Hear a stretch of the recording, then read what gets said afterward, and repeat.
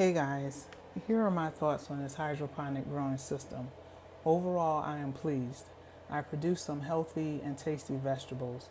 I had a few plants that did not make it. However, there were some that I was able to transplant into soil that are still thriving. So as a beginner gardener, I'm encouraged with my first attempt and experience using this system. Putting the unit together was not complicated. You can check out my step-by-step video showing how easy it is to initially set up. I found the instructions for the food to water ratio a little confusing. However, I may have just been having a dull moment and at that particular time, but I figured it out.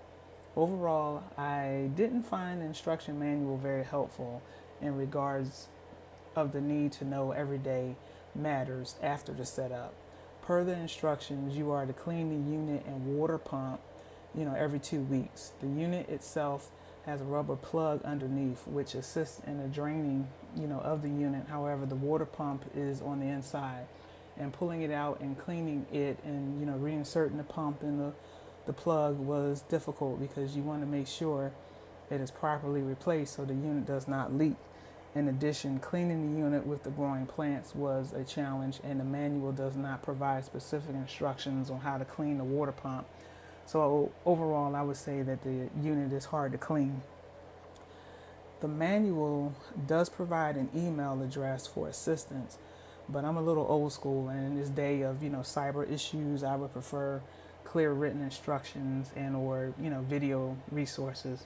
The unit comes with 12 growing pods. However, I was unable to find a direct link to the vendor to purchase additional pods, so I ended up ordering off of Amazon. So that is something to be aware of. Now, this unit is manual. The lights are on for 16 hours and they shut off for 8. However, the pump runs 30 minutes on and off, and it will run continuously unless you manually cut it off. So what I found helpful was at bedtime to just turn off the pumps and restart it in the morning, because there were a few times that the roots clogged up the pump, and you don't want this to happen and you not be aware, because it can cause the unit to struggle and overheat. One of the units totally shut down and I had to restart it. However, after that I had no other issues, so I really don't know what that was about. And again, the manual did not offer support in regards to that issue. Now, overall, the unit performed as advertised. Now, would I buy it again?